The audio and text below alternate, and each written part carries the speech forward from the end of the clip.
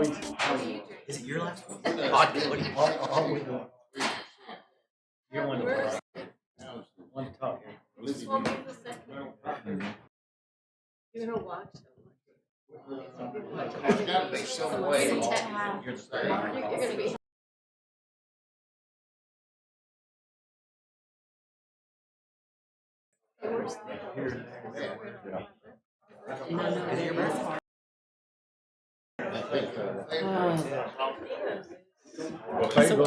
Good evening, everyone. We're starting a little early tonight. We have a 5:30 committee meeting to bring before the council for discussing and to hear from some folks about a downtown entertainment district. This is something that we've been working on for quite some time. Something we're not going to just jump into without having a lot of planning in it, and we have done a lot of planning, so I think it is time to bring it before the council. But we have a number of downtown businesses that are in support of this, and some folks who are involved with downtown. And Felicia's been heading this up for our office, so Miss Felicia, I will turn it over to you. Good evening. This is something we've been working on for quite some time. We looked at it with 2 planning directors ago, and we worked on it. We've looked at every city in Arkansas that has an entertainment district. We've talked to the ABC board. We ran this by our planning department, the police department, Charles Finkenbinder. So now we just want to get it in front of you guys. Some of the key takeaways, I think, from the entertainment district is this will be event-based within a big boundary. So you have the map in front of you, and it shows the total entertainment district, and then the events will happen in a sub-area of that district. Each event must have a participating ABC license holder to have the event, because you have to have a current ABC license to have an event in an entertainment district. There'll be permanent signing. We'll put that up with wayfinding.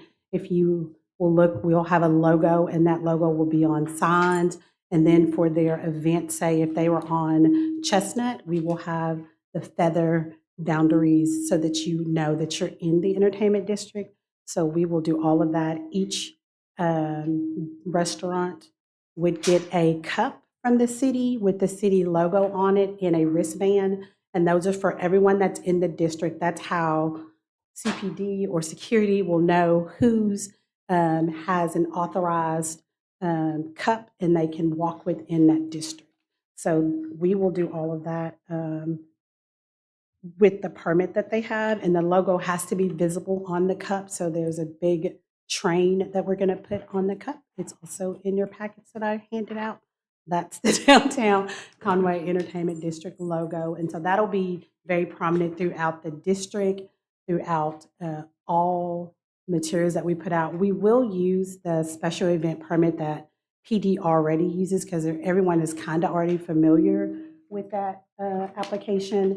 We will add to that application, we have to have their ABC number, because you have to have an ABC number. And then James, there's one amendment we would like to make to the ordinance.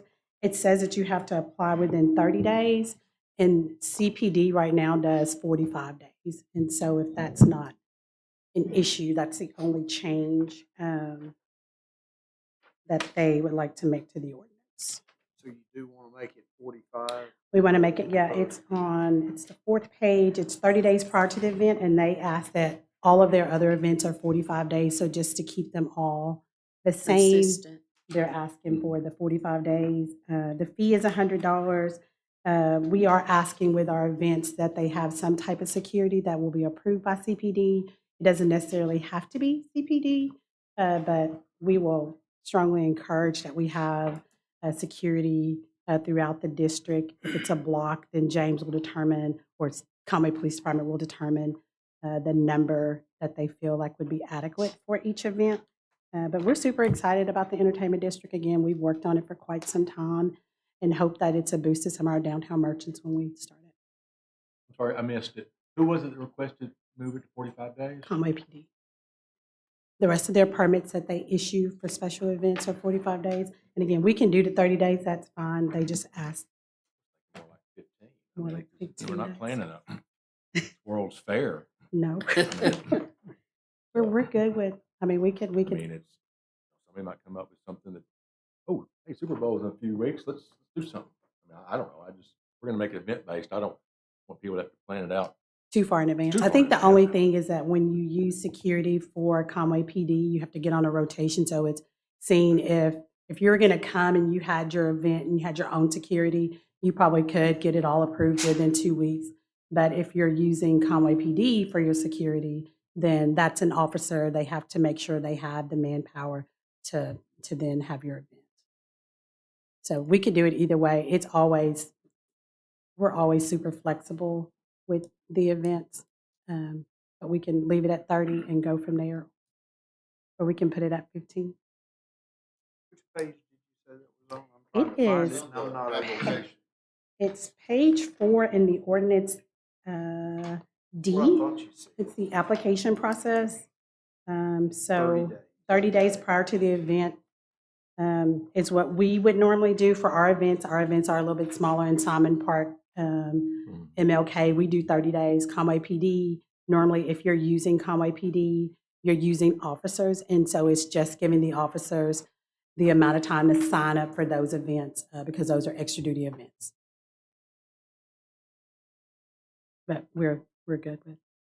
Well, I mean, I don't put it where we want. If it doesn't work, we can always tweak it. Okay. I mean, Other than that, Any questions for Felicia before I open it up?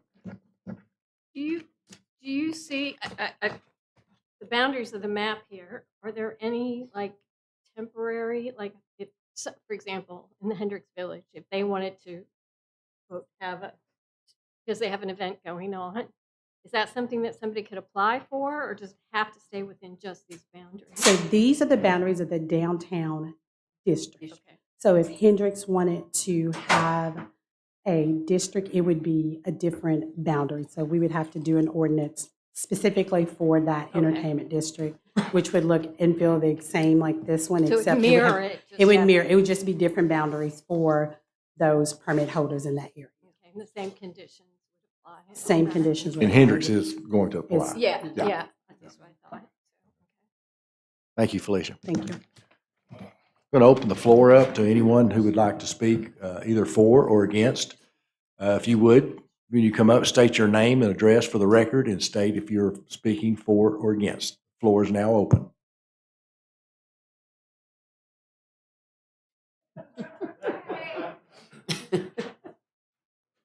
Hello, council members. I'm Jessica Crum. I own a local agency called Silver Lake and also chair the organization that runs our Conway Art Walk. We're excited to share that the Art Walk has grown from 200 attendees 3 years ago to about 1,000 attendees every month. Now we run March through November, and we just finished our 3rd season. Some of you, I hope all of you have been, but if you haven't, we shut down on Chestnut Street from Oak to Van Ronkel, and we see a ton of people come out. We've seen 44 different zip codes attending Conway Art Walk. So we have visitors coming from all over the place, even out of state. And that's really exciting. What excites us about this, I'm for, I should say that. I'm pro entertainment district. And the reason is I think that this will increase our A&P revenue. And of course, I want our A&P revenue to increase so I can have more A&P revenue for the Conway Art Walk. But I do believe that our out-of-town attendees are more likely to purchase alcohol at maybe Rogue Roundabout, grab a beer, and then walk around the event and stay longer, spend more money. Right now, they're having to choose: do I want to go to a restaurant or do I want to attend Art Walk? And where am I going to spend the next 45 minutes? But if they could have both, I think we'd increase our visitor retention and the spend at our downtown retailers and restaurants. And I'll pass over the mic to Jenny McNulty. She works with us at the Conway Art Walk as our program director. Hi, our address is 1100 Oak Street, by the way, so I can follow the rules. Yes, so as she said, we have had folks from over 44 zip codes at Art Walk, and many of them come from areas that do not have near as strict alcohol laws or even know what a dry county is. So we have had a lot of feedback from people that are outside of the area not understanding why they can't get a drink easily at Art Walk, or why they can't go from we have a couple of businesses who might sometimes offer free wine inside their business, and why can't they go outside with it? And a lot of our conversations actually have to be, well, hey, you can't take it outside. So then the person has to either chug it, which they can't enjoy if they're doing that, or they have to throw it away. So the idea of just being able to take that drink, walk around outside. One thing we have found this year is that we added food trucks to the event, and having the availability of foods and drinks, obviously non-alcoholic so far, but having that available in the event itself has made people stay longer and has also brought additional people out downtown to engage in what's going on, not only at Art Walk, but to also see what else is available in downtown Conway. We are obviously very much in favor of this and do believe this would help to generate more income for downtown and also grow events like the Conway Art Walk. Oh, I forgot to mention, we have a police officer who comes down every first Friday to supervise and handle any issues. We have not had a single issue at Conway Art Walk. And it's been amazing. Honestly, I think it's excellent PR for our police department to be out there and to be engaging with the community. I've talked them into playing in the drum circle a couple of times. And that it's just, we've got some of our businesses who do offer free wine, and it's never been an issue that they've had anyone, disrupting or running into the streets or anything crazy. We've had nothing but great experiences with this community. People who attend our event are really respectful, and having that police officer presence is something that we always plan to do, whether or not this is in place. So thank you guys so much. We're so excited about this. We're pro, and appreciate y'all even putting it on the table tonight. Thank you. Thank you. Hey guys, thank you for having us here tonight. My name is Chris Smith, Rogue Roundabout, 804 Chestnut. I am pro. I am for this. Specifically for my business, this is going to be a great form of marketing, bringing people to the downtown area, exposing them to what we do, which is ultimately a family-friendly, very open, clean, bright way of having a new type of private club. Private club is the best way to serve what we're doing here. This gets me out into the open. It essentially increases my floor space from 5,500 square feet to drastically larger. Exactly what you have chosen here is what I've been wanting for a couple of years. I come from Russellville, another dry county. I came here to start this business with the help of the community. This is the next phase. If we're not doing something like this, we're moving backwards. We really do need to be moving forward, and I'm just thankful that we're here now talking about this. And this should be done and will be done in a very family-friendly, correct way. We have no intentions of violating that, and I'm sure the other downtown businesses feel very much the same. We are thankful for this, and this is something we want. We'll have some questions in the future, specifically if it's possible for us legally to possibly set up a alternate off-site sales location. That would be something that we would love, maybe in conjunction with a nonprofit inside the boundary at a park or a pop-up location would be something that I would be greatly interested in. I can do right now with non-alcohol. I just want to see if that's possible in the future, but that is another step for another day. Thank you right now for considering this motion. Thank you. Thank you. Thank you. Anyone else like to speak for or against?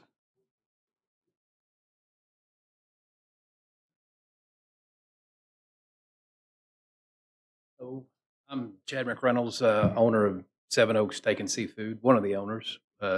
Sometimes the boss when my wife lets me be. But we're very much in favor as well. I think Rogue Roundabout said it pretty well.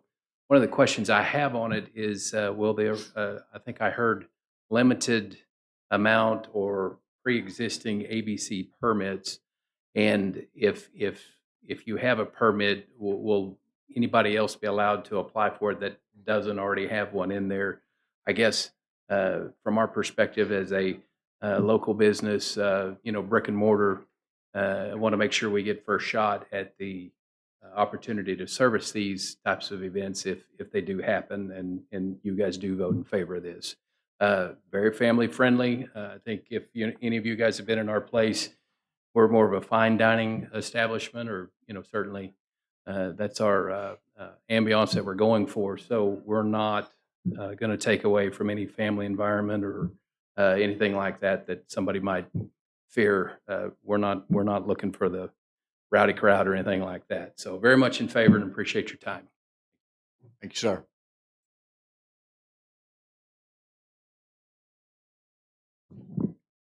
I can never remember how high to make this. Corey Parks, 532 Faulkner Street. Similar to the businesses that have spoke before me, I would just say we would appreciate you guys moving forward with this. I want to acknowledge the fact that you all have been intentional on how to structure this by starting smaller and allowing the community to grow with this experience. I do think this allows for us to add something that's missing from our market, especially with my demographic, not to exclude other demographics, but I know that the conversations that we have about attracting and retaining talent here, nightlife is the biggest question that we have. And so in no way, and this goes back to probably conversations from 3 years ago, in no way do I expect this to be the result of Dixon Street or Bourbon Street or Beale Street or any of those. Not to say that those aren't a good time, but I think that's counter to what we would expect here.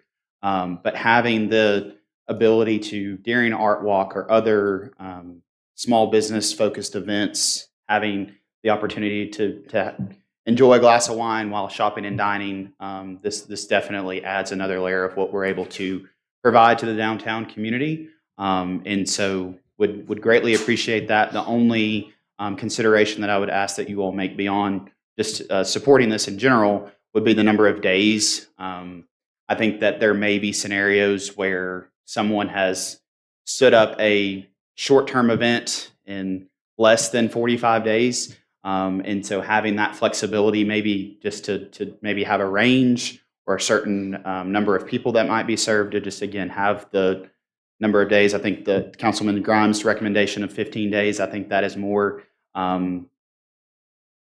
reasonable for folks that are primarily working in their businesses.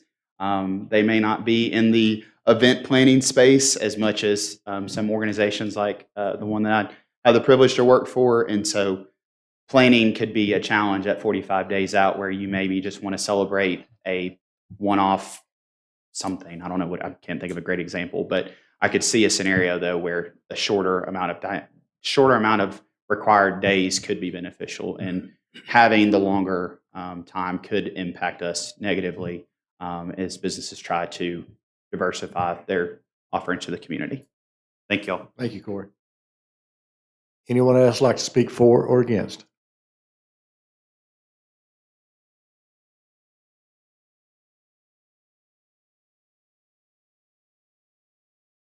Very high up here. Kim Williams, 2555 Jamie Circle. I am obviously very excited about this opportunity because, we've been thinking about this or talking about it for, all you guys know, quite some time. Since I knew that the city was looking at this, I've had the opportunity to visit with several of our other Main Street communities that already have the entertainment districts, and Russellville specifically has found that it has been a great economic boom, not only for the restaurants, but also for their shops and other, small businesses in their downtown area. Fort Smith has had theirs since 2020. And they've reported not a lack of crime, but greatly, it has not, the thought of crime and things like that has not come to fruition at all. They, have actually seen an opportunity for the police to actually be engaged more with the public, and so they've only seen some very good positive results from that. So just kind of wanted to share those insights from other communities. But thank you guys very much. I appreciate it. Thank you, Kim. Anyone else like to speak for or against? Felicia, would you step back up here in case the council has any questions for you, please? You'll have to pull the microphone down. I do have a couple of questions that came up out of that. So I never thought about this, but so Art Walk's a good example. Mhm. They close off a couple of blocks of Oak and maybe a block of Chestnut, a limited area. So if they wanted to have it an event-based Friday night, 6 to 9 or whatever it is, the time, is the entire area open that time, or just the section they cordon off for their particular event? It would be a sub-area of the district. Okay. So we want to start off, that's Okay. kind of like how we want to start off, kind of small. Okay, It all would be right. a sub-area of, within the district. Okay. And then maybe to address the gentleman from Seven Oaks, I think what he made me getting at, and this is just another question, basically, the Art Walk does not have a ABC permit, Mhm. so they're going to find a sponsoring restaurant downtown who has one, and there's what, maybe a dozen or so downtown, maybe more There now, is, 15, I don't yes. know. So one of those is going to have to be the sponsor. And so just for example, let's say you draw the area for Art Walk that includes Seven Oaks, includes the road roundabout. One of those would be the sponsor, okay? But then the other one who's not the sponsor could also participate in the evening, right? Correct. Okay, so anybody in that geographic area is able to sell the cups and wristbands and be Correct. part of it? Yes. Okay, I mean, like, it could be more than, it doesn't have to be one sponsor. It can be an event that maybe Road Roundabout on one end and Seven Oaks on the other end is sponsoring together. yeah. And so within our walk. Yeah. So, and that gives you then your boundaries. And both of those would then have district cups and wristbands for participants.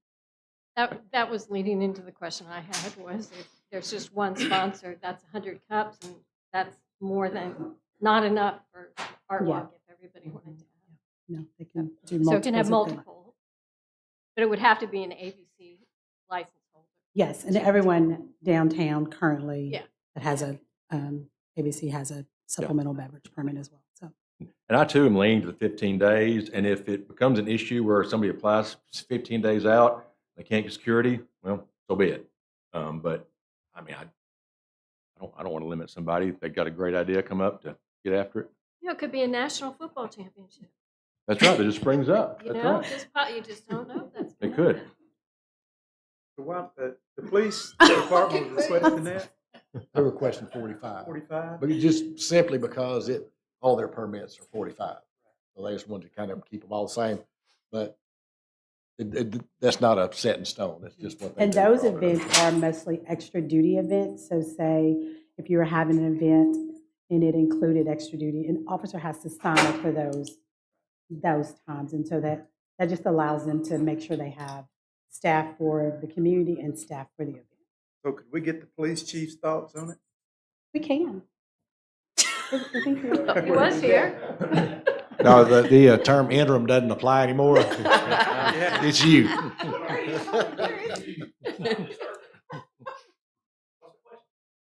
The question was, let me think if I'm explaining this right. Currently, if someone needs to plan something with the police department, y'all have a 45-day window there, or it has to be 45 days prior to the event. And I think the council's wanting to lean more towards 15 days on this. Lieutenant Presley, Chief, what are y'all's thoughts on this? I mean, I don't think that would be a problem. No. He's doing crowd control out Yeah. there.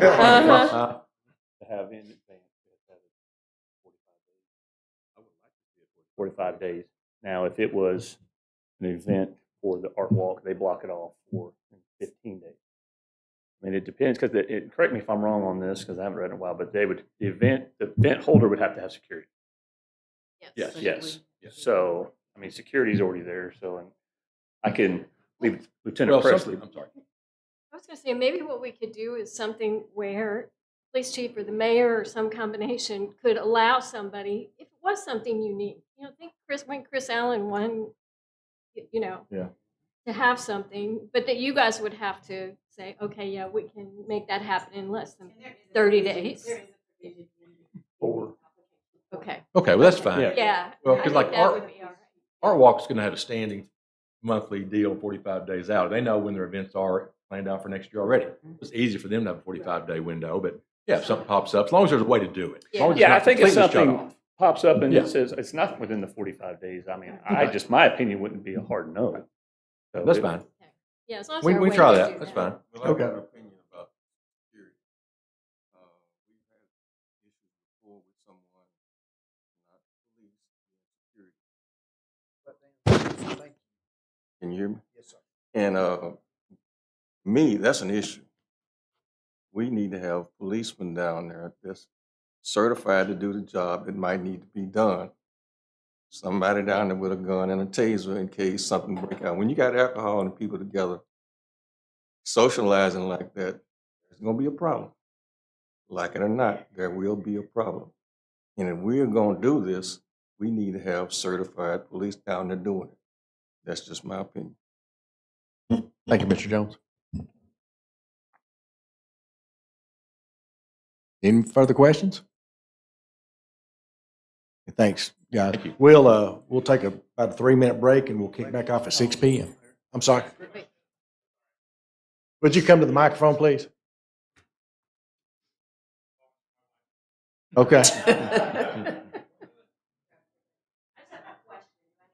Yes, ma'am. Just, no, just state your name and address, please. Okay, so Jessica Smith, my home address is 1511 Prince Street.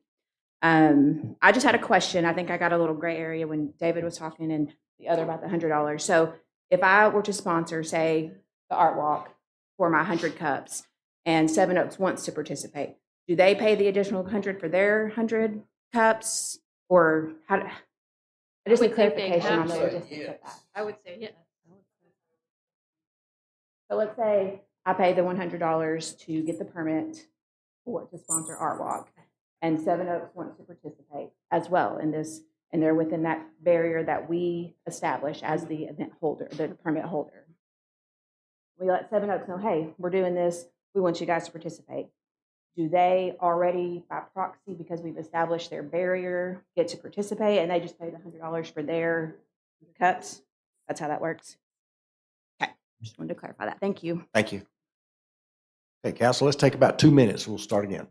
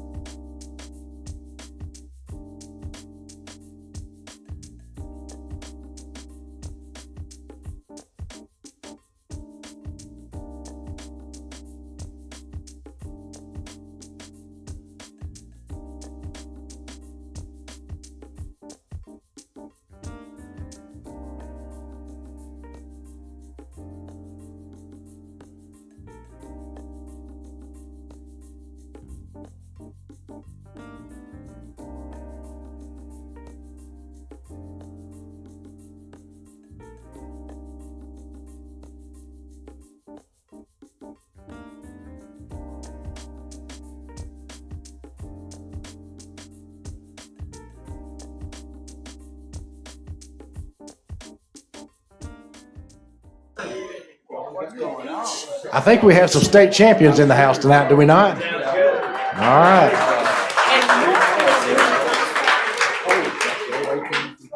Okay, we proceed to each council meeting with the word of prayer and the pledge of allegiance. If you would like to join us, please stand and join in. This is. Sure. If you'll bow with me. Our gracious Heavenly Father, we thank you for all the abundant blessings that you've given us. We thank you, Lord, for this community that you've blessed us with and given us the honor of being stewards of. We just ask, Lord, that everything that we do be pleasing in your sight, and at the end that you'll get the glory that you're so deserving of. In your name we pray. Amen. Amen. I pledge allegiance to the flag of the United States of America and to the republic for which it stands, one nation, under God, indivisible, with liberty and justice for all.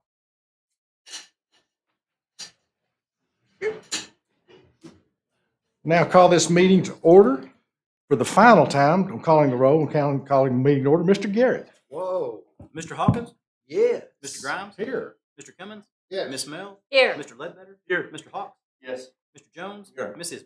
Here. You should have received copies of the minutes from the November City Council meeting, November 26th. Any corrections, changes, or comments? Make a motion for approval as submitted. Second. Have a motion and a second of approval of minutes. Any further discussion?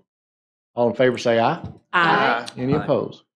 Passes 8-0. Before we get started tonight with the regular business, we have some special guests. We're going to start out with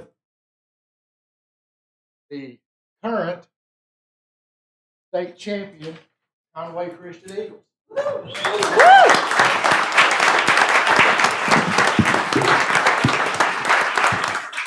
That was an exciting game, guys. And y'all heard me share this story, but I'll share it again with everyone else. Mr. Ledbetter and I were lucky enough to go to school with a group of guys that went 36-0 in basketball, and they were state champions. And even today, when we go to our high school reunions, that is still something that everyone talks about. So you have set your legacy. Y'all have got it written down in the books, and this is something that you'll be able to hold on to from now on. And you'll always talk about it. Your grandkids, you can tell them, hey, we were state champs. The last time we had a state champ in Conway was 1964. So you have done Conway proud, and we are so proud of each of you, the whole, not just the team, which we are, but the student body and the cheerleaders and the band and the parents. And you represent Jesus Christ. You represent Conway, and we thank you. So let's read the proclamation. Jason, come on up here. All right, come on, Coach. Did our police escort show up? If we didn't, police chief's right here. I can ask him about it. All right.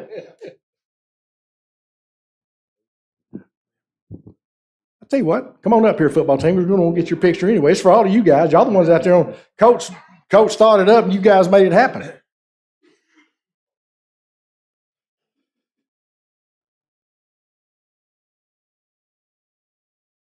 Some of y'all can They can scoot around the back. Yeah. Yeah, just spread around. Yeah.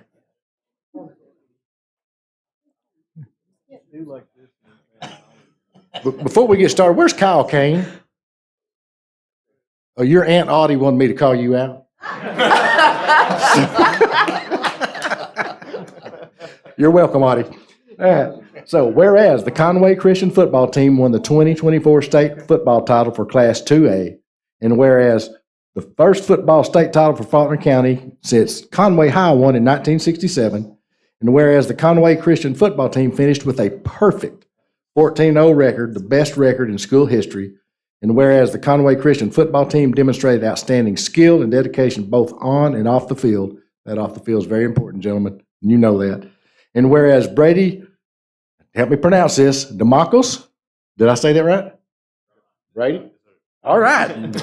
Thank you for not hitting me. Whereas Brady DeMarcus was named the most valuable player of the game with 2 rushing touchdowns. Attaboy. And whereas the Conway Christians football team's hard work, dedication, and teamwork showcased their athletic talent, and whereas the team's head coach, Justin Kramer, assistant coaches Daniel Ellen, Parker Whitson, Clint Hare, Dawson Engel, volunteer coach Hayden Waller, and athletic trainer Keisha Johnson. Their sponsors, peers, and families' unwavering support helped make this victory possible. And whereas on Friday, December 6th, 2024, at War Memorial Stadium, Conway Christian football won the first state title for their school as conference champions.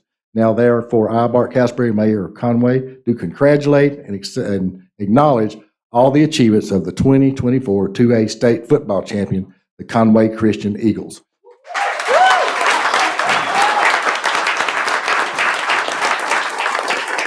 Chelsea, welcome in. Coach, you want to sing the national anthem? Anyway, gentlemen, as I said, we are very proud of you. You will take this with you. How many juniors and sophomores and freshmen do we have left here? Oh, so we can have a 3 or 4-peat here, guys. Come on now. Look at it. Anyway, great job. And thank you all for being here. Thank you, parents.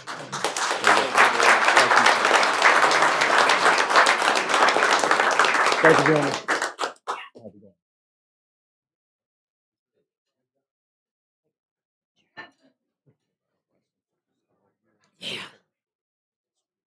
Mhm.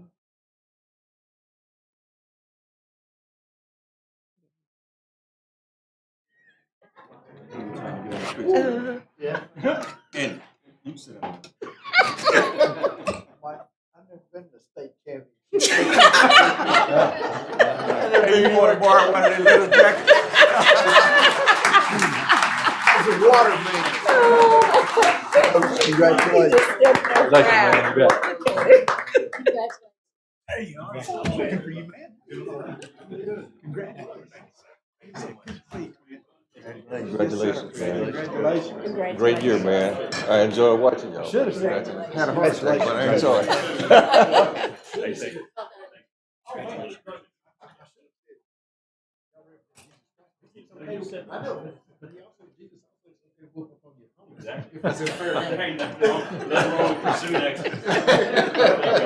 You're welcome. Thank you. Hey, good luck next year. All right.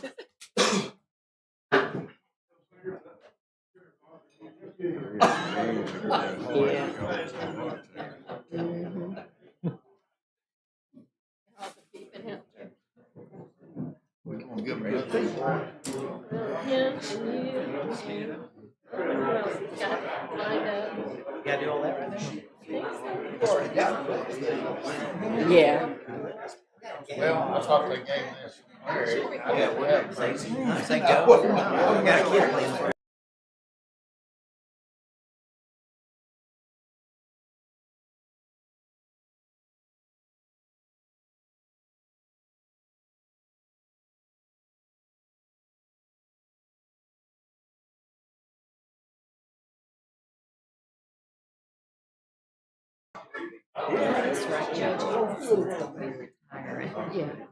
Okay, good evening, everyone. We have one more special, very special recognition tonight. As many of you know, Judge Ed Clausen, who has served Faulkner County and in the city of Conway for a number of years, has decided to retire. We do hate to see him go. Ed's family they're part of the very fabric of Conway, all the way back to Clausen's truck stop. Kay, his sister, we have been great buddies. She's one of my best girl buddies since the 6th grade. She was always the one I used to call when I had girl problems, and she'd straighten me out on them. And she's married to Mike. And Mike, were you wanting to get up and sing the national anthem tonight? Okay. But anyway, Judge, you have done a tremendous job, and we're glad that you're ready for retirement, but we hate to see you go. I have never, honestly, ever heard anyone who's been in your court or anyone who's known you have a bad word to say about you. Folks who I know that you've actually had to send away have actually said you were by far the most respectful and the fairest judge they had ever stood before. So, Chuck, you've got some pretty big shoes to fill. But anyway, Judge, if you would, come on up with your family. Council, I'd like for y'all to be a part of this too.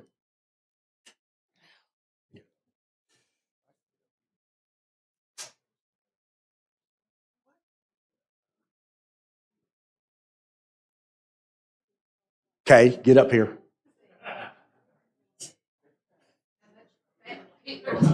Little brother, get up here.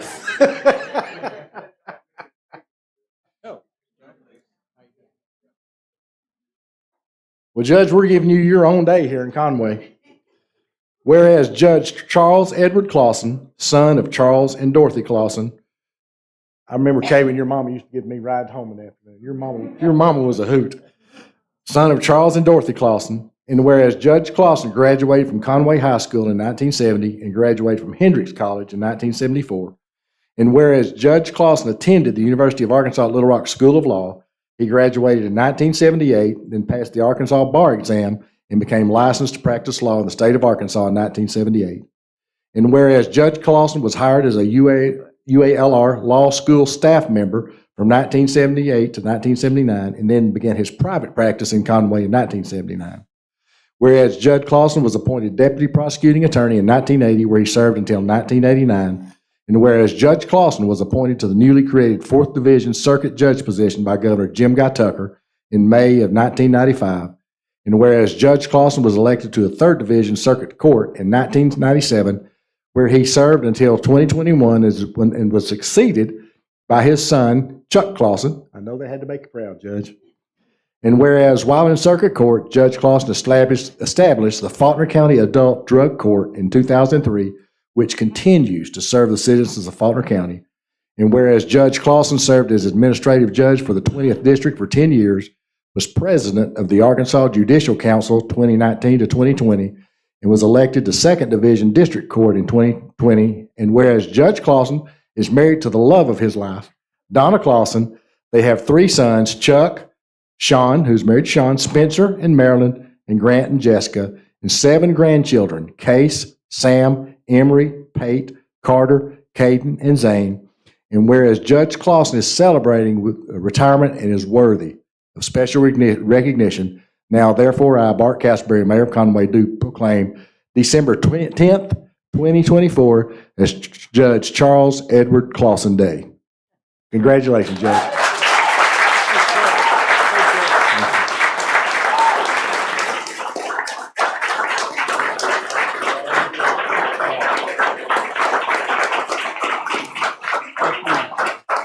Would you like that? It's up to you. You gonna say anything? Is that Just you? a couple of things. Okay, we're good. We're good. We're gonna get a picture. We'll get.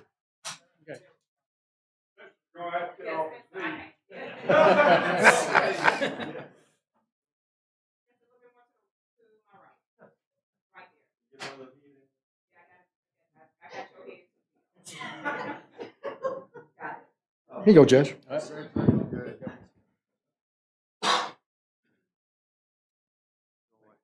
Appreciate you. Hey, appreciate it. Coach? What am I gonna do with it? What am I gonna do with it all? You're tough enough to win. Well, that's your problem. Keep her out of trouble. Well, I want to just say a couple of things real quickly.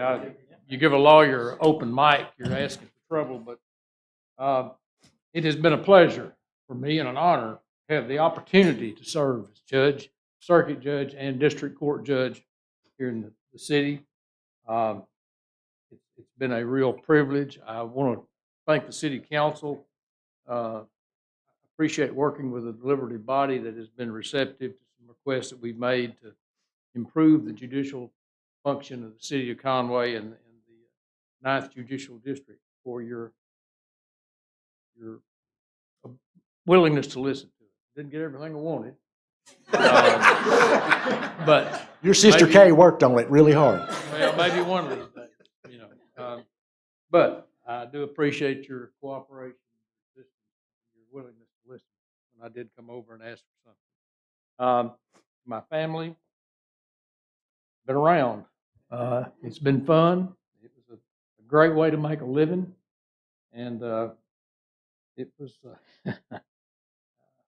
something that I will treasure forever, the opportunity to be of service to this community. Thank you very much. I appreciate it.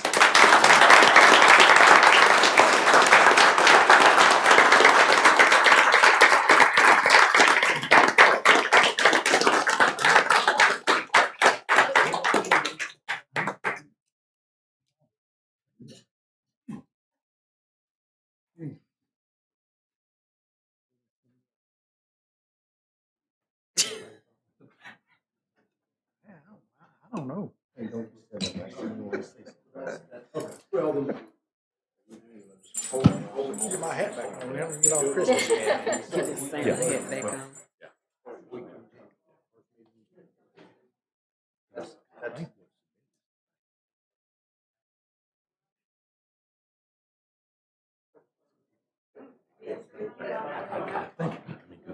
She went out there crying. 1, 2, 3, 4, 5, 6, 7. See, let's look here. 1, 2, 3, 4, 5, 6, 7, 8. They put the original. Put the original 8 in. That's what spooks. That's what it is.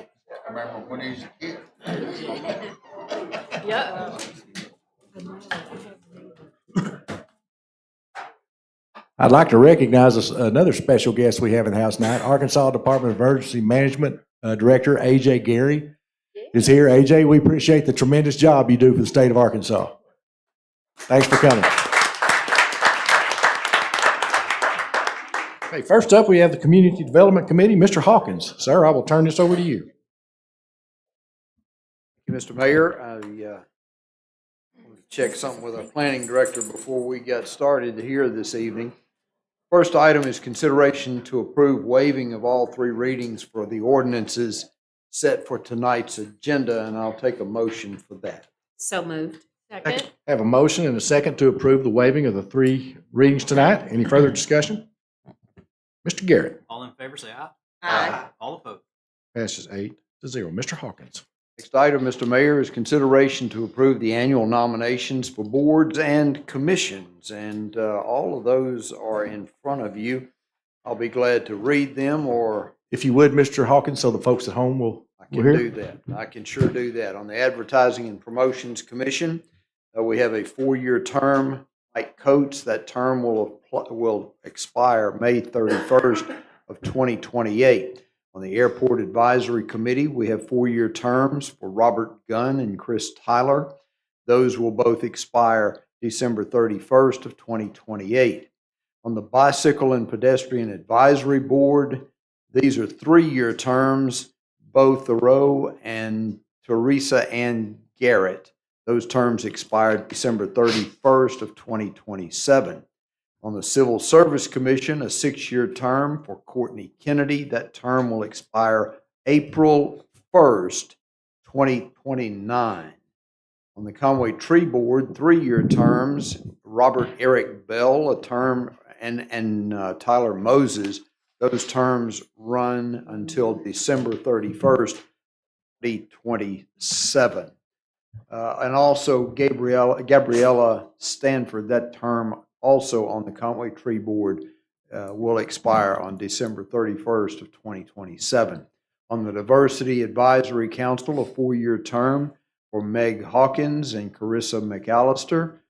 Terms expire December 31st, 2028. On the Historic District Commission, a 3-year term for Marilyn Moix and Jason Covington, both serving 3-year terms that expire December 31st of 2027. On the Oak Grove Cemetery Board, 5-year term for Van Lamar, expiring December 31st, 2029. On the Planning Commission, 5-year terms for Kevin Gamble and Cassidy Cook. Those terms expire December 31st, 2029. And finally, the Public Art Advisory Committee, the 2-year term each for Casey Jordan, Morgan Leffler, and Christian Cutler. Those will expire December 31st, 2026. And with those names being read. I just have one correction. Sure. To Courtney Kennedy's on the civil service. Her term will expire April the 1st, 2030. Okay. Courtney Kennedy, and that's 2030 rather than 2029. Thank you, Felicia. I appreciate that correction.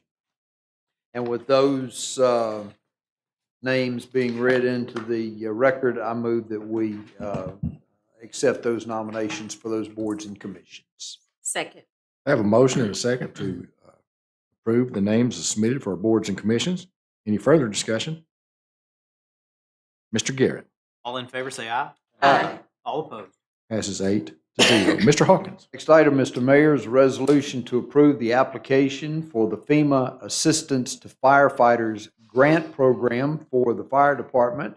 And good evening. What do we know about this? Good evening, Mr. Hawkins. So the fire department is in need of replacing and upgrading 140 portable radios within the department. And so these radios have been in use since 2012. Now this is an expensive task, expensive project. So we are looking to apply for grant funding with this project. And with your approval, hopefully submit an application for this Assistance to Firefighters grant.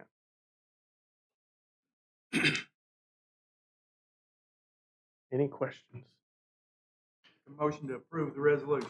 I have a motion and a second to approve this resolution for applying for an application for FEMA Assistant Firefighter Grant, purchase radios for the Conway Fire Department. Any further discussion?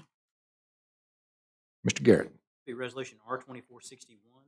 All in favor, say aye. Aye. All opposed. Passes 8-0. Mr. Hawkins. Next item, Mr. Mayor, is a resolution requesting the city utilize federal aid funds for the Highway 65 and Robbins Street improvements for the Transportation Department. And we have a resolution to read for this item. It's Resolution R-2462. Mr. Jones. Good evening. So this is the intersection of Robbins and Harkrider at the railroad track. And I'm sure you're all familiar with that awkward intersection. I believe this project has been in the works for, I went back and looked through the file, and I believe the first letter requesting assistance from the highway department on this intersection dated back to 2010. It's been a long, tedious project. Design has been completed. The state has actually acquired the right-of-way for the project, and the utilities have been relocated. Now we're to the point where they are needing a resolution to proceed with the project. This is it's a partnership with the highway department where they pay 80% of the cost up to $1 million, and the city is responsible for everything over that, including the right-of-way acquisition. This is a rather involved project, understandably, in dealing with the UP, and they have been heavily involved in that. There are some significant costs in dealing with the UP and the modifications that will have to be made to that to the railroad crossing and that interconnect with the signal. But all that's been worked out. And for those of you that are not really familiar with what this design involves, they're actually raising the grade of Harkrider up approximately 3 feet to more closely match that grade of the railroad there, which should eliminate the issues that we've had in the past with trucks trying to cross the railroad, even though there are multiple signs that say they're not supposed to. They continue to try to, and they occasionally do get hung. And it'll also line that intersection up a little bit better. I drive that every day, of course, coming across, heading to our office there on Robbins, and it's a weird offset that creates a lot of just, even when the train's not in play, it creates a lot of awkward interactions between traffic there at the intersection. So again, this resolution would release RDOT to go ahead and proceed with the final design and initiate the bidding process and so forth and get this project underway.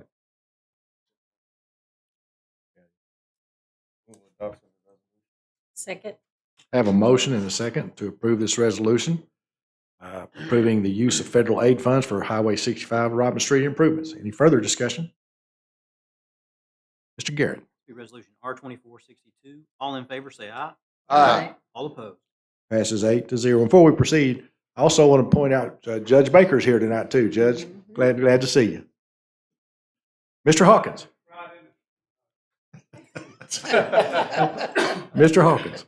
Next item, Mr. Mayor, is an ordinance to appropriate funds and accept the lowest bid from JCI Construction for the Prince Street Country Club roundabout for the Transportation Department. Yes, sir. Tell Thank us you, some Mr. good Hawkins. stuff. Okay, so this is, I believe this will be roundabout number 30, well, actually, we just wrapped up roundabout 36, which opened to traffic this week, there at Donaghy and Caldwell. But this is a roundabout that we designed, the Transportation Department designed in-house at the intersection of Prince and Country Club, which will replace that current signalized intersection. We did bid the project. We had 2 bidders on the project. JCI was the winner of that bid at a little over $1 million, which this one came in a little bit cheaper than the last one we bid, which was at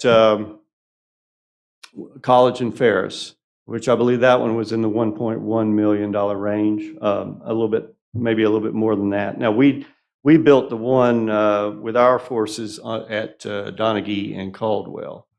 So, but this one we did decide that we need to bid this one out, and it's if we're giving authorization to award this evening, we'll go ahead and award it to JCI with a tentative start of construction date in February of this year.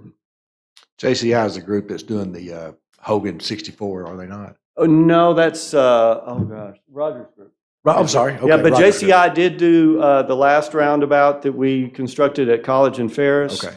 And we worked with them on several other projects. They did the East German project. And again, we've worked with them on several other contracts here in town, and they do a lot of sidewalk work for us as well. They've done a lot of work, done a great job. Your crew has done a great job, Jacob and Kurt, out on Donaghy and Caldwell. Great job. Any questions for Kurt? What's that ordinance number, Mr. Garrett? The ordinance 02486. 86. Thank you, sir. Give you all a I'll make a microphone. motion for the adoption of the ordinance. Second. I have a motion and a second to adopt this ordinance to appropriate funds and to the lowest bidder for the Prince Street Country Club Road roundabout for the Transportation Department. Any further discussion? Mr. Garrett. Mr. Hawkins? Yes. Mr. Ledbetter? Yes. Mr. Jones? Yes. Mr. Grimes? Yes. Mr. Cummins? Yes. Mr. Hawks? Yes. Ms. Isby? Yes. Ms. Mel? Aye. That passes 8-0. Thank you, Thank Kurt. you. Mr. Hawkins. Next item, Mr. Mayor, is an ordinance to appropriate donation funds for the Conway Tree Board. And Ms. Tucker, what can you tell us? Yes, sir. A private citizen donated $250 to the tree board, and we're asking that we be able to appropriate that so they can spend it. A motion for adoption of that ordinance. Second. I have a motion and a second to adopt this ordinance to appropriate funds from the tree board. Any further discussion? Donation funds, I'm sorry. Mr. Garrett. Ordinance 02487. Ms. Mel? Aye. Mr. Ledbetter? Yes. Mr. Grimes? Ms. Isby? Yes. Mr. Cummins? Yes. Mr. Hawkins? Yes. Mr. Jones? Yes. Mr. Hawks? That passes 8-0. Mr. Hawkins. Next item, Mr. Mayor, is an ordinance to rezone property at 377 Reedy Road from R1 to R2A. This is one that's gone back and forth from the Planning Commission to here, back to the Planning Commission, back to here. And Ms. Tucker, can you update us, please? Yes, sir. Council heard this and listened to public comment in one of the October meetings, and you elected or decided to table it at that time. And since then, Councilman Hawkins facilitated a meeting between the developer and the neighbors who had issues. I was at that meeting. It was very successful. The developer has decided to take this down from 8 units to 6 units. Bobby French is here to speak on this. If you have any questions, the neighbors seem to be happy. The developer's happy. I believe we've reached an agreement. And additionally, this is for the rezone, and then there will be a CUP request after this. I have a question. Yes, sir. I don't know, council, I agree with everything you said. I did get an email from Mr. Bass this afternoon saying that everything he has looked at shows that really nothing has changed. Can you address that, you or Bobby? Bobby, I'll let you. I think what's in our packet was the original. It was the proposal. original. Yeah. because So it was if you looked just at the tabled. packet, that's what he would have seen. It was Okay. just tabled. So I'll Yeah, let Bobby explain what's going on. I think they met at that meeting and they decided to go to 6 units and do single story, but it'd all be part of the conditional use, Okay. But so they are changing it, taking 2 stories on the buildings over there by the residents. There's a duplex over to the side that they were wanting to keep 2 story just because of setbacks and stuff like that, try to make it work. But go from 6 units, 2 story on one, and then 2 story on 1 story on the ones on the south side, and then the 1 unit to the north. They were going to make it 2 story. Okay, I just wanted to bring that up and get an answer just because that email had come in. And Mr. Hawkins, thank you for facilitating that. I was glad to do it. Bobby, I was under the impression, and correct me if I'm wrong, that there was going to be a meeting between the 2 sides before tonight's meeting, and I'm understanding that did not take place. Is that correct? I don't recall ever anybody talking about having another meeting that I understood. I mean, Tucker, do we you just did remember everything that? that we talked about.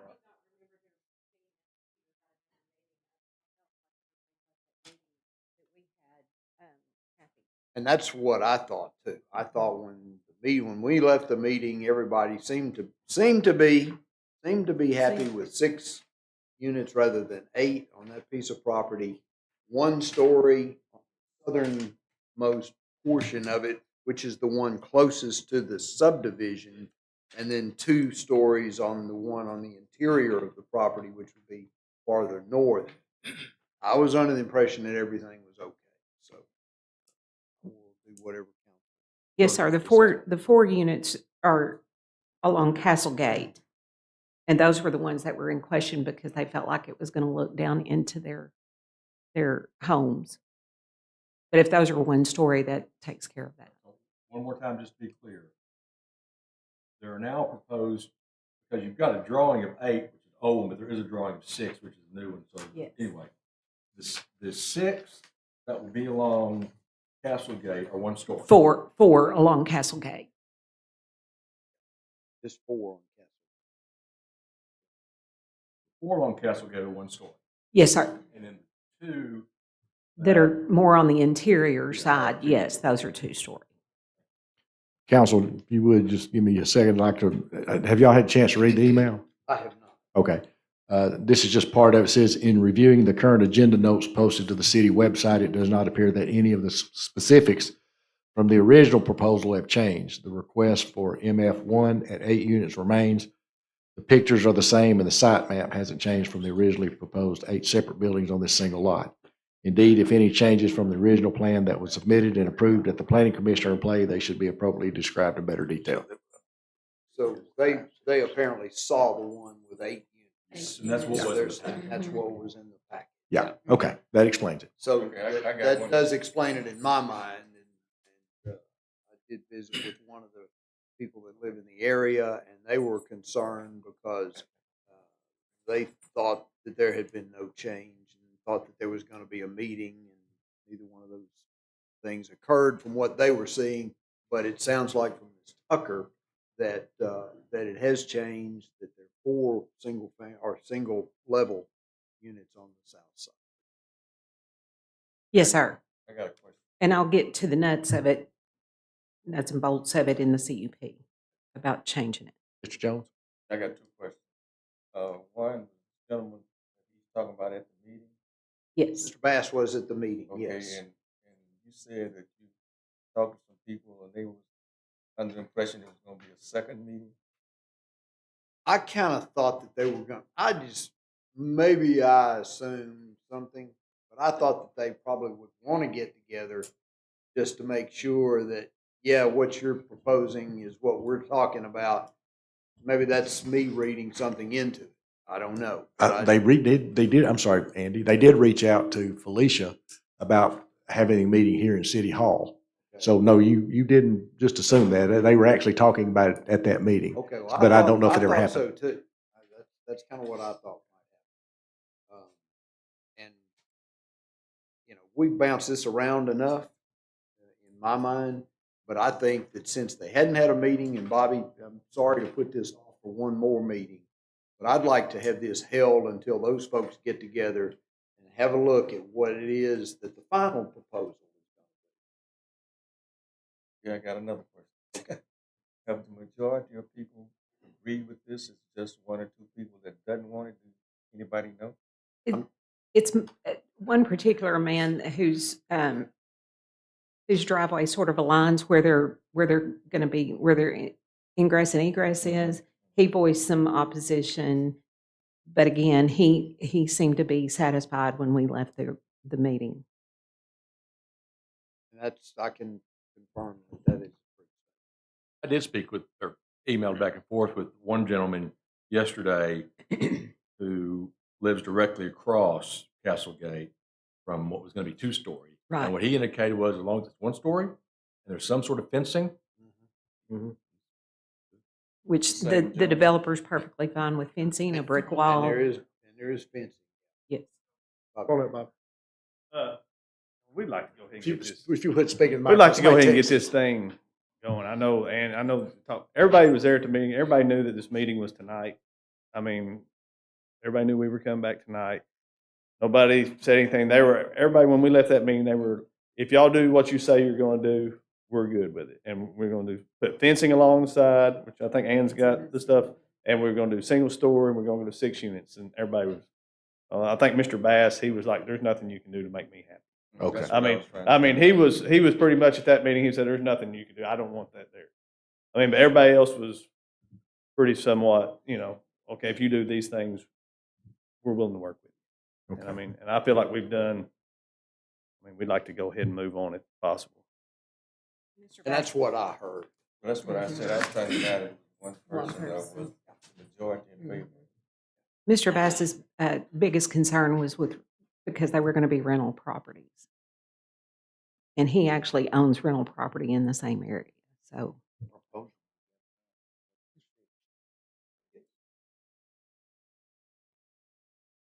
Council, back to you. I was going to say, are you good, Andy? I'm okay because I sat in the meeting. I heard what people said. There was no question that the meeting was going to be tonight. Back of my mind, I thought I heard somebody say, but that, I might have been out there on one of those parties they talk about having.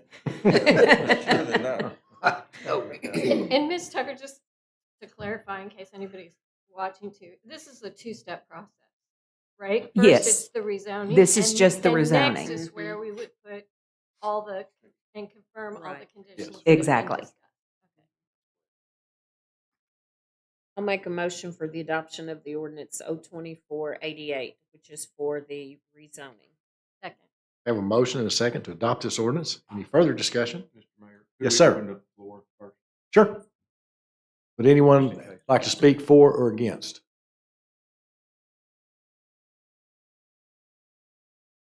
Mr. Garrett. Ms. Isby? Yes. Mr. Ledbetter? Yes. Mr. Jones? Yes. Ms. Mel? Aye. Mr. Hawks? Yes. Mr. Grimes? Aye. Mr. Cummins? Yes. Mr. Hawkins? Yes. That passes 8-0.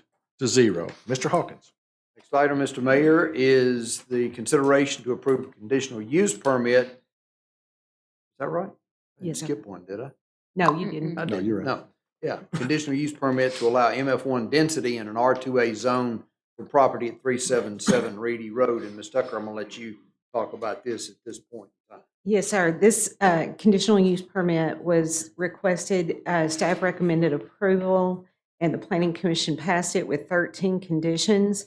In your motion, you would need to change condition 1 to a maximum of 6 total dwelling units rather than 8. But other than that, everything else, the fencing is called out. It'll go through site development review. It'll have, one canopy tree every 20 feet or understory tree every 10 feet. Additional shrubs installed in the form of a hedgerow shall be required to screen parking, mechanical equipment, and other dumpster and trash enclosure. Other than that, it'll be in keeping with Article 10 of our zoning code. Should we also include in the change to number 1 that only the one structure, the one building on the north side can be 2 stories? That's perfectly fine, yes. Yes.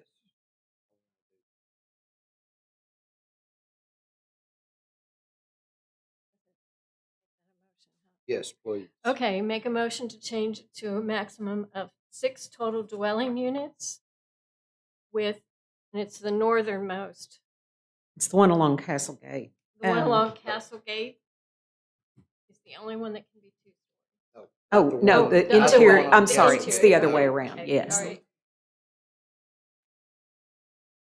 One's on Castle Gate should be 1 story. 1 story. Yes. And there is a residence there that will remain.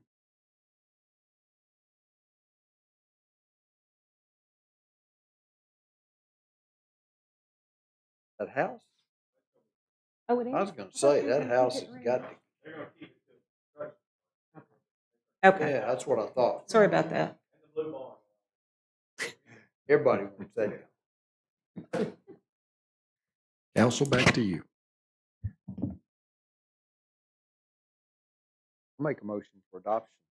Wait, I think we have to- had a have to- motion, we just needed a second. We need to second the change. Second the change. Second the change. Do we have a motion and did we have our second? I'm sorry. Yes. Second, okay, with the change, 6 units and Units along Castle Gate, 1 story. everything along Castle Gate will be 1 story. With that amendment, that is amendment, Mr. That amendment. Any further Are discussion? we voting on the amendment or the final?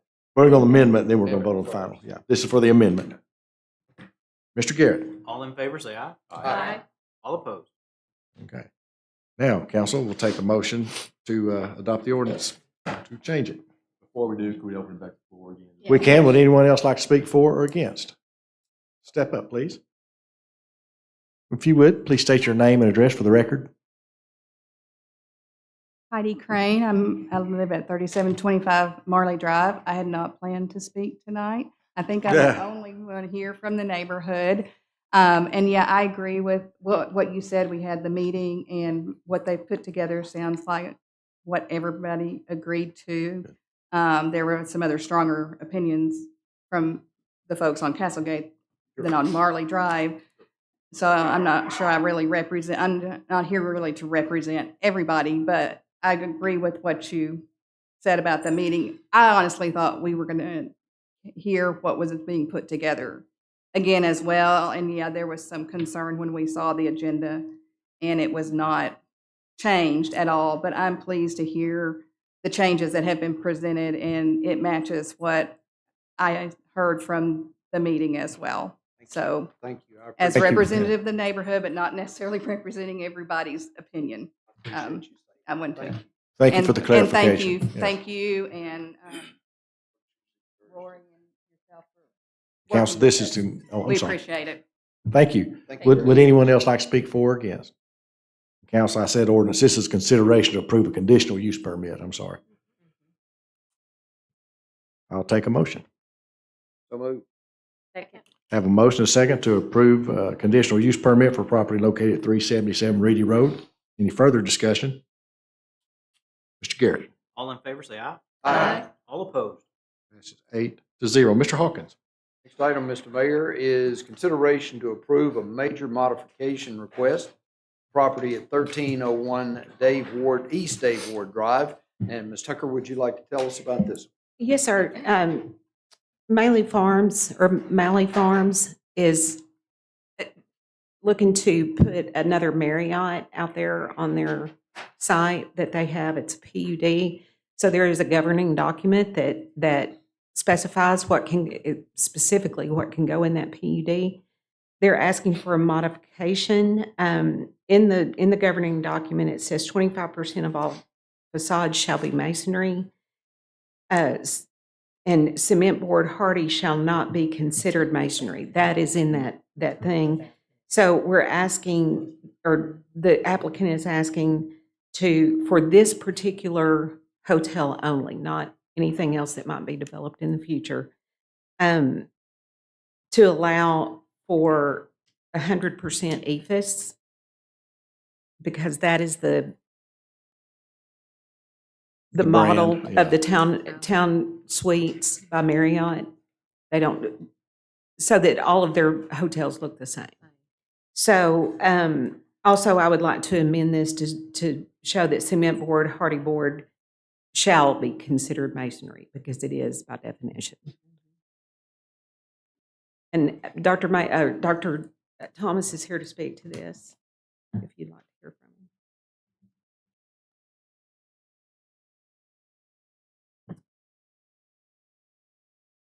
Gentlemen, if you would state, we know who you are. If you would state your name and address for the record, James please. Thomas, I live in Little Rock, 19 River Ridge Circle. Sheridan Browning. I live also in Little Rock, 12 Baywood Court. I'm a project manager for the Malley Group. We just recently got approved by Marriott for a new hotel to be built there in the Malley District.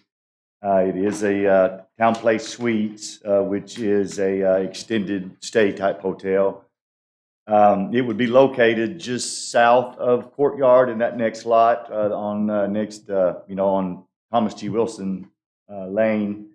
The prototype standards for the Town Place Suites is primarily a EFS facade, very similar to what Courtyard is. Courtyard, as it was constructed, is nearly 100%. There are some decorative, just a few other decorative materials on it, but the majority of the facade for that prototype is nearly 100% EFS, and so we would wish to be granted, as Ann as she has written in this exception. She wrote it very well, is to allow all of the facades to be constructed of primarily EFS, in keeping with design standards of Marriott, and then additionally would want cement fiber siding to be classified as masonry in the PUD zoning code. And we had just some a little. I think there was some information that was in that. A little bit better. All right.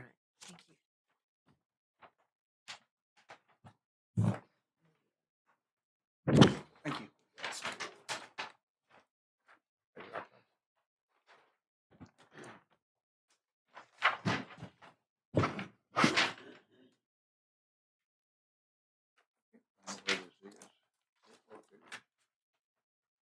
This is a brand, is what it is. That's right. It's just they want all of their properties to Look alike, and like McDonald's has whatever that color is for their arches. It's the same color. yeah. What we are asking for is the same thing we got for Courtyard. Whatever the prototype allows, we want to do it that way. And the color palette for the Town Place is very similar to Courtyard, which is also pretty similar to Malley's Entertainment and the other colors that we kind of established in the PUD.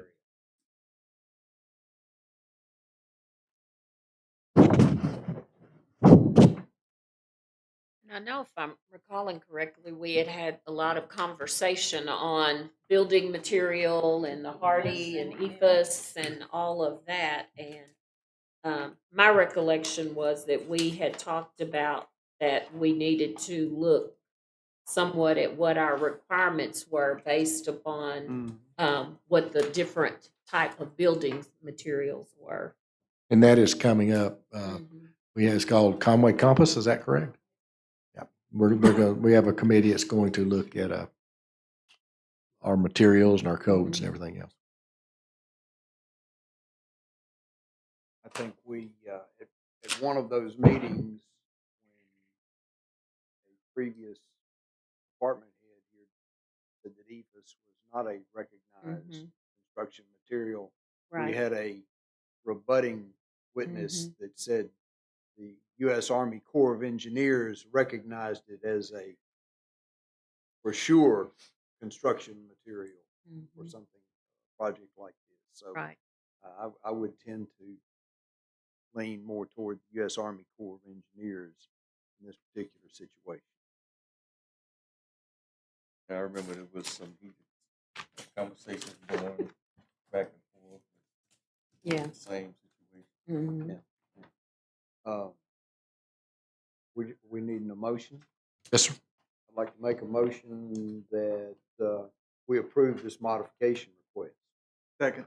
I have a motion and a second for consideration to approve a major modification for property located at 1301 East Dayboard Drive. I do have a quick question for Ms. Tucker. Did you say this modification applies only to the Marriott or to the entire remaining part PUD? Just only to the Marriott. Well, just a little caveat to that, the 25% of all facades being masonry would just apply to the Marriott. But as Ann had written in the exception here, that in our general PUD, that fiber cement board would be recognized by definition as masonry, as the same as Conway code is. That our PUD wouldn't be more restrictive than Conway's code. That's exactly right. PUD is actually already less restrictive. You got 25%. Yeah, but as far as the definition of masonry. I believe it was a typo in the PUD governing thing, because in our zoning code, it calls out hardy board, cement board as masonry. That's always But been then the case. it's always been the It's case. been the case for 20 years. Yes, sir. But in the Right. If you're telling me that's PUD, the case, then that's that fine. is the case. I promise you. Fair enough. Fair enough. But in that PUD, it says it's not masonry, and I'm just kind of trying to clean that All up. right. Thank Got a motion. Did I get a second on that? Yes. Yes, Mr. Ledbetter, second. All right. Any further discussion? Mr. Garrett. All in favor, say aye. Aye. All opposed. Passes 8-0. Mr. Hawkins. Next item, Mr. Mayor, is ordinance to approve the creation of the Downtown Entertainment District. And dancing up to the microphone is Felicia. Pull it down where everybody can hear you. So for the final time, this is an ordinance just to create the entertainment district in downtown Conway. The map will create the boundaries of that district, and then we will have sub events for within the district. And then I just need clarification on if we're going to keep it at 30 days, or do you want 15? I thought it went to 15. 15, okay. Wait, I thought we were going to leave it. We're going to leave it at whatever it was. And In the Then they have ordinance. the Special discretion. exceptions that might be Yeah. granted if Okay. something super Because duper comes up. there's a Okay. way. for Okay. us to So the get police exemptions. chief could. You Say- or the okay, all police right. chief can approve. Right. So if something comes in and it's a shorter time frame, you guys can approve it. Every time I look at that ad, I just chuckle. It's Christmas. It's a Christmas. I get to wear this once a year. Thank God. My old bald head gets cold too. Thank you, Felicia. Any questions for Felicia? A question pertaining to security. Okay. Let's say Mike's Place wants to have an event. And they pay their $100 and get their 100 cups. Okay. Are they responsible for paying overtime for police for that situation? Mhm. If CPD warrants that security is needed, then they would work with CPD. That's how our events, all of our events work. They would work with CPD for security. Do we have a formula that says with 100 people, we need X officers, X additional officers? That's a CPD.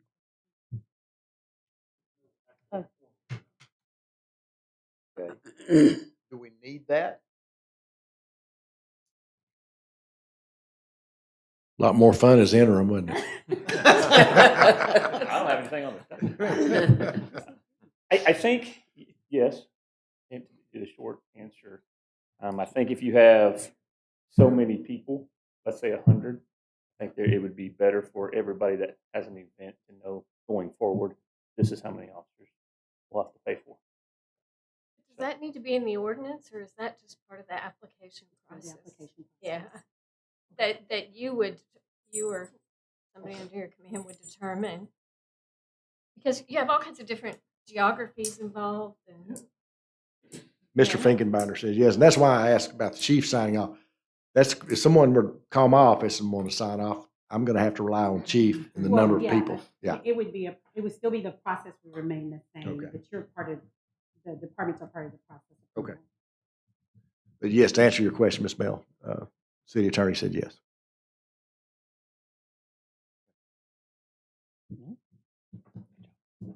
Any other questions, council? We need a motion to add that. Yes.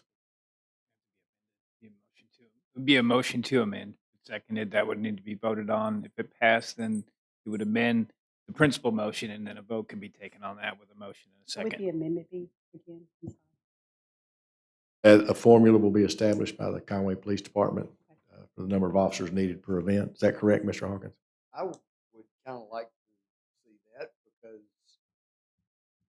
if we decide, hey, this bunch needs 6 and that bunch needs 2, it just sounds like a lawsuit to me if we don't have something to base it on. Yeah. Okay. So I just added it as H in that first application section. Okay. For the amendment. Well, not to be too down in the weeds here, but you may or may not know how many people are going to attend. Mhm. But you have an estimate. You also have a Mhm. geographic area. If it's going to be 2 blocks versus 8 blocks, I mean, there are factors. You know, we can factor Right. in different variables.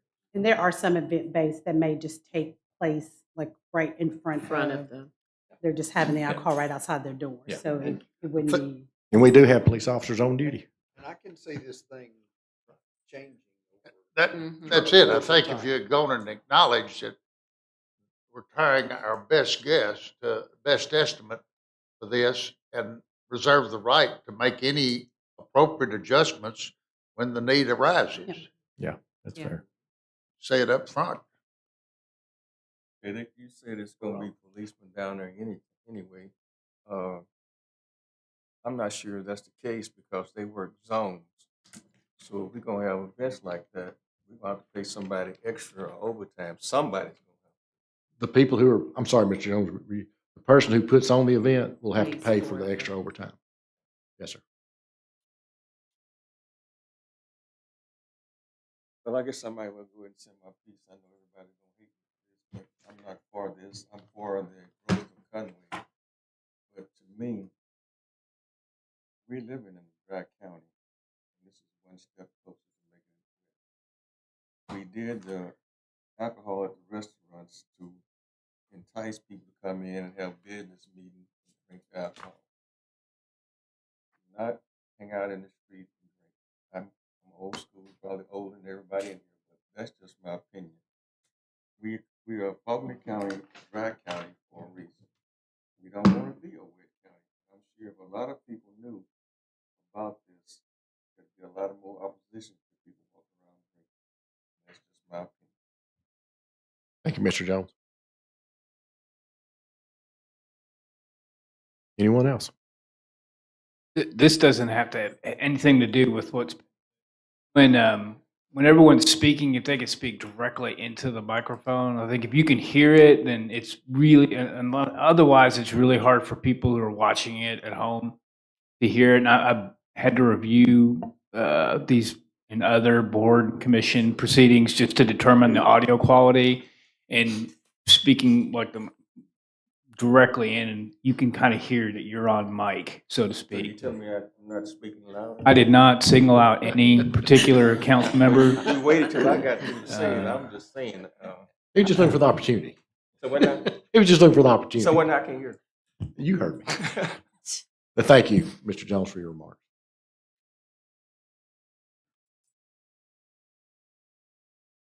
Council, back to you. Do we have a motion? We do not. The first motion we would have to have would be to amend the ordinance that a formula is established so that the police department will be able to determine the number of officers needed. I'll make that motion. Second. We have a motion and a second for this amendment. Any further discussion? Mr. Garrett. All in favor, say aye. Aye. All opposed? Passes 8-0. Now Make we're a back to the motion rest. for adoption of the ordinance as amended. Second. Have a motion and a second to adopt this ordinance as amended. Any further discussion? Mr. Garrett. Be ordinance 02489. Mr. Hawkins? Yes. Ms. Mel? Aye. Mr. Hawks? Yes. Mr. Grimes? Aye. Mr. Cummins? Yes. Ms. Isby? Yes. Mr. Ledbetter? Yes. Mr. Jones? No. Passes 7-1. Mr. Hawkins. Final item here, Mr. Mayor, is an ordinance to approve the private club permit location for Chewy's of Conway, located at 500 South Amity. And we have someone with a Chewy shirt walking front and center. Good evening and welcome to Conway. Thank you. My name is Tyler Gravestock. I'm a general manager in North Little Rock, and I'm just here to answer if you have any questions on this. For the people who are at home, would you tell us what your cuisine is? It is Tex-Mex cuisine. Tex-Mex. What do you plan on opening? I wish I had a better answer, but it's looking like March or April. So Okay. that's kind of what I've been told. We're glad you're here. We're glad Thank you're you. here. Yes. Thank you. We're excited. To Little Rock now. I think you'll find Conway to be very business friendly. I hope so. So that's what we're hoping. I get a lot of people from Conway down to my restaurant. Mhm. So One of them. any questions for me? I said I'm one of the ones from Conway. The official address, council, on this has changed from 500 Amity to 600 South Amity. And it will be changed in the official ordinance. Make a motion for the adoption of the ordinance 02490. Have a motion and a second to adopt this ordinance to approve a private club permit for Chewy's of Conway. Any further discussion? Mr. Garrett. Mr. Jones? Yes. Mr. Hawkins? Yes. Ms. Mel? Aye. Mr. Cummins? Yes. Mr. Hawks? Yes. Ms. Isby? Yes. Mr. Ledbetter? Yes. Mr. Grimes? Aye. Passes 8-0. Thank you, sir. Thank you. Thank you, Mr. Hawkins. Yes, sir. Thank you, Mr. Mayor. And thank you, Mr. Garrett, for your years of service and reading all of these names as many times as you've read them. You have done yeoman work. Yours more than most. Next up, we have the Public Service Committee. First up is the ordinance to approve all personnel positions for the Conway Community Center. And this is our first step in bringing the Conway Community Center online. And Ms. Bryce is here to speak to you. Good evening. I am so very excited to stand before you for the first time ever in my life as the Community Center Director. Yes. Are you? I am. I would also like to introduce council to our aquatic manager, Michael Washington. Come on up here, Michael. Yeah, come on, we want to ask you some questions. He showed up the other day in a coat and tie and a completely different hairdo. And I said, okay, are you Mike? So How y'all doing? Good. How are you? Well, thank I hear you can sing too. you. Yes, ma'am. All right. Oh, yeah, we've got it. Has Felicia asked you about singing at the employee banquet? He said It's, no. it's entirely up to you. But Felicia, you were supposed to. No pressure. No pressure. It's entirely up to you. You do want this to pass tonight, though, right? Attaboy, Sheila. You don't have to put up with this. Oh, holy night, we'll be fine. I'm sorry, Jamie. Okay, so we would like to ask your approval of 17 full-time positions for this department tonight. If you'll notice also, I left a schedule of fees at each chair. Yes. Please note that those are only fees for membership and daily rate fees. That's not the only revenue that we expect from this facility. And we're looking at volleyball, pickleball, facility rentals. There's a lot that goes with that, but we wanted to give you a look at those tonight. And we plan to give you many details in January and kick off the new year with this facility. And if you have any questions, I will be happy to answer them. When would you look at filling these positions, Jamie? We are going to fill, or hope to fill with your permission, 4 in January. And we have a schedule, so there'll be a couple in March, and then we'll go full speed pretty much after that. Okay, thank you. And I'm assuming what you did in looking at this is kind of what we do with all of our positions, kind of market rate. Yes, ma'am. Okay. Can I get a part-time job out there? What? Yeah, I told you I can swim, man. You I can just do can't swim security. hard. We've got a lazy river named after you. What else do you want? To be in it. Back to you, council. I'll make a motion for the adoption of the ordinance 02491. Second. Have a motion and a second to adopt this ordinance to approve personnel positions for the Conway Community Center. Any Well, that further sounds discussion? Mm-hmm. I'm sorry. Mr. Garrett. Mr. Grimes? Aye. Mr. Jones? Yes. Miss Mel? Aye. Mr. Ledbetter? Yes. Mr. Cummins? Yes. Mr. Hawks? Yes. Miss Isby? Yes. Mr. Hawkins? Yes. Passes 8-0. Thank you both. Thank you. Next, we have the Finance Committee, and we have an ordinance approving, with your all's approval, the fiscal year 2025 budget for the city of Conway. Mr. Winningham. Before Mr. Winningham speaks, we were, as you all know, this body here, that we were able to give all of our employees a 3% COLA. The city insurance did increase, a first increase we've had in 4 years, a significant increase. It was about $800,000. We have asked that the city bear that for the employees, so that the 3% actually is about a 6%. If you throw the insurance on top of that. And got a letter, an email today from our 911 board. It has consolidated. They are up and running now. They are entirely city of Conway. And the community center has created its budget. Y'all will be seeing that as well. Or is it ready to go, Jamie? I'm sorry. I thought it was, yes. I want to make sure.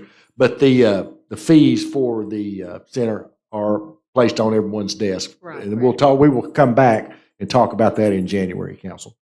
But anyway, just wanted to hit those highlights there. Mr. Hawkins and Mr. Maddox will be working with Mr. Winningham starting right after the first of the year. The insurance we currently have goes away after this year. So this is going to be a time for us to take a look at our future, our insurance going forward. Mr. Winningham. This was a fun one. Yeah, well, like the mayor said, we've got basically two new departments. Community center being a brand new department, and then the emergency operations, it's the department we've had, but now we're running the 911 for the whole county. So it's, if you compare 24 to 25, general fund as a whole is quite a bit bigger number than it was, and this is most of the reason for that, along with the increases in salaries and insurance and so forth. But I just want to point out a couple things with the community center.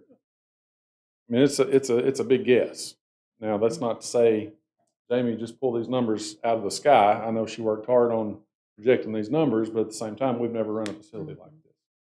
And another big variable there is the opening of the facility. We know when we think it will open, but we've still got the winter weather to go through, and we just don't know. So I say all that to say there's probably a 99.5% chance we'll be coming back to the council sometime during 2025 and amend that budget as we start to see what the attendance at the facility looks like, memberships and so forth, and how that compares to the expenses we have to start it up. So there is a budget in this, there are numbers in this budget for that, and they were our best guess at this time. For the 911 center, our revenues is going to increase quite a bit because we will now get all of the 911 fee that's due to Faulkner County to run that facility, but it's an expensive facility as well. And I think it's been discussed here before, and council's aware, any excess of cost over that revenue, we will share with Faulkner County, and they will contribute, I believe it's 48%. 52 to 48, correct. We'll do 52, the county will do 48. So the numbers that are in this budget, that's all in there. But even after that, it's about a $600,000 cost to the general fund with what we've got projected. Sales tax, we projected 3% growth again. We did 3% this year in 24, and I think we're going to hit that number pretty close. For the first time in a while, we raised the projected interest income. That's been discussed here several months when I've been before you talking about our monthly financials. And we feel good enough at this point. Our balances have increased. We've got reserves. Our rates are still pretty good. And we increased the interest income budgets, but compared to the actual numbers that are coming in, they're still pretty conservative budget Say it was numbers. still conservative. Yeah, we don't want to. My stance on that has always been budget pretty low, and if we collect more, then that's a just extra jingle in our pocket. So we don't want to count on that interest income and then miss that budget. And we appreciate that. Thank you. The mayor mentioned the other two big things: the 3% cost of living adjustment for all full-time employees, and the increase in health insurance. And then later in the budget, in the other funds, I was going to point out that in our A&P fund, we've got $2 million budgeted there to contribute towards the completion of the community center. And then in the street fund, we had to plug in a fund balance appropriation of a little over $400,000. And we did that because we had a target of $2 million to finish in paving in 2025. So with everything else the department felt like they needed to get that paving number to $2 million, we plugged in a fund balance appropriation for that to balance that budget. Thank you, Mr. Winningham. Yes, sir. Yeah, I just got one thing to say, and it's positive for you. Anybody jump on me? I'm brittle, don't jump on me. I think that's a great idea that you did, Mayor, for us to eat the insurance, because it would seem like a wash, but not to the employees. And for them to get a chance to get a raise and actually feel it, I think that's a great idea. You did good, even with the hat on. You did good. Thank you. I appreciate y'all supporting it. It took you guys to approve it, so I appreciate each of you. And while that increase in insurance is not pleasant, I believe it was in 2023 they actually lowered our rate. Yes. So it's been good insurance. They've been good to us. Yeah. And that's all I've got, Mr. Mayor, unless the council has anything.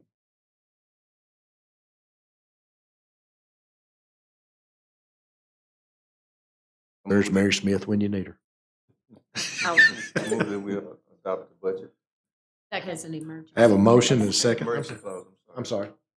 And the emergency clause. Thank you, And Mr. the Jones. emergency clause. I'm sorry again. And And the the emergency clause. Was that? I have a okay? motion and a second to adopt the ordinance for the 2025 fiscal year budget with the emergency clause. Any further discussion? Mr. Garrett. Ms. Mel, Aye. Mr. Jones, Yes. Mr. Hawks, Yes. Mr. Hawkins, Yes. Mr. Grimes, Aye. Mr. Cummins, Yes. Mr. Ledbetter, Yes. Ms. Isby, Yes. and the emergency clause, Ms. Mel, Aye. Mr. Jones, Yes. Mr. Hawks, Yes. Mr. Hawkins, Yes. Mr. Grimes, Aye. Mr. Cummins, Yes. Mr. Ledbetter, Yes. Ms. Isby. Yes.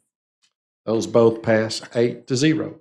And the final item tonight is to consider cancel the December 24th city council meeting. If y'all want to come, you can, but my grandkids will be at the house. I'm not coming. I have nothing else to do, man. I want to come. Well, you just come on. You can wear my hat. Is No, never mind. Forget I said that. No. that okay with everyone? Yes. Take a motion. So moved. Second. We have a motion and a second to cancel the December 24th city council meeting. Mr. Garrett, for the final time, would you take the vote? All in favor, say aye. Aye. All opposed. Record passes. that No. for posterity. That passes 8-0. And before we leave tonight, Mr. Cummins, Dr. Cummins, I'm sorry, Dr. Woody Cummins, and Mr. Garrett, we have something for y'all. I've got a homeless spur here. Can you fix that, Dr. Cummins? I'm afraid that's not that guy.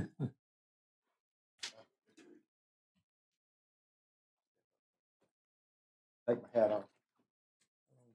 Leave it on. Put your Grinch hat on now. Solemn occasion.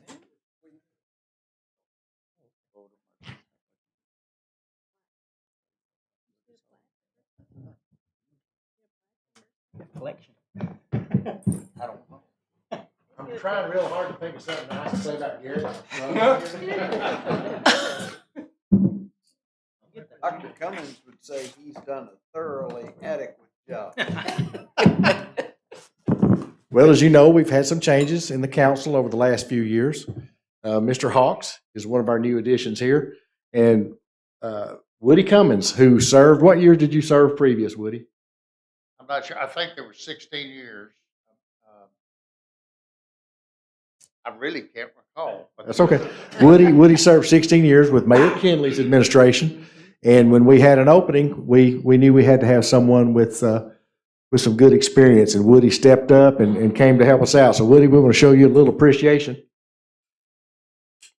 Come on up, Woody. Council, come on up here with us. It says honoring Dr. Woodrow Cummins, Ward 2, Position 1, in recognition of your years of dedicated service, guidance, and leadership to the City of Conway City Council. We appreciate your passion and unconditional commitment to making our city a better place. Thank you for your faithful years of service to the Conway community. City Council 2023 to 2024.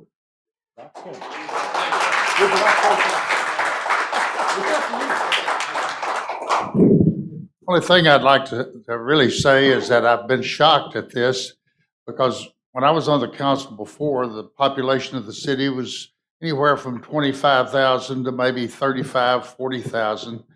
I have truly been shocked at the volume of data and the number of items that come through here now. The typical agenda is 46 pages, and it requires a lot of study and a lot of effort. And I appreciate more now, having served this brief time, the work that y'all do, and thank you for it.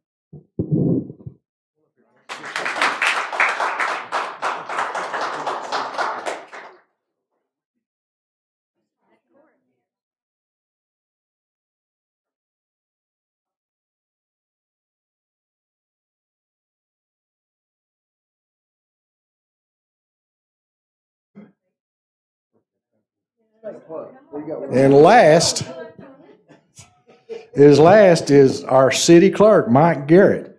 Now, I remember when Mike first went to work, he went to work upstairs in permitting, and he was just a little bitty fella, you know. He was sitting in a little high chair. And anyway, Mike and I have a great relationship. We like to pick on each other a lot. I'm not going to be able to pick on Denise like I do Mike, but Mike is a practical joker, and you have to stay on your feet because he gets us a lot. But he has truly been a dedicated servant to the people of Conway, and we're honoring Mike Garrett, City Clerk Treasurer, in heartfelt appreciation for your, I'm going to have to put my glasses on. Sorry. In heartfelt appreciation for your unparalleled dedication, expertise, and leadership throughout your distinguished career as City Clerk Treasurer for the City of Conway. Your 28 years of service have been instrumental in ensuring the smooth operation of our government, and your commitment to excellence has left an indelible mark on our community. With deep gratitude and admiration, thank you for your faithful years of service to the Conway community. Best wishes, December 2024. And I'd also like to say this about Mike. Mike has a tremendous amount of integrity. He made sure that every I was dotted and every T was crossed, and if it wasn't, then he would not let it pass. So that integrity is something that I expect that Denise to carry on. But Mike, your integrity made an impression on all of us. And I want to, as I hate to, I have to say thank you.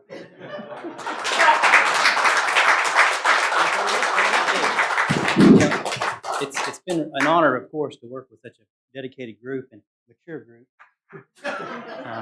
But I need to do something I don't do very often, and I should.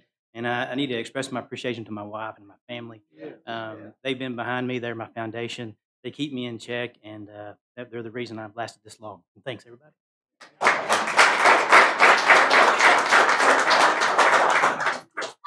All right.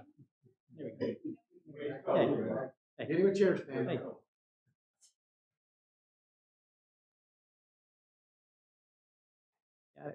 Got it. Move for adjournment. So moved. We're adjourned. Hey, Woody. These are y'all.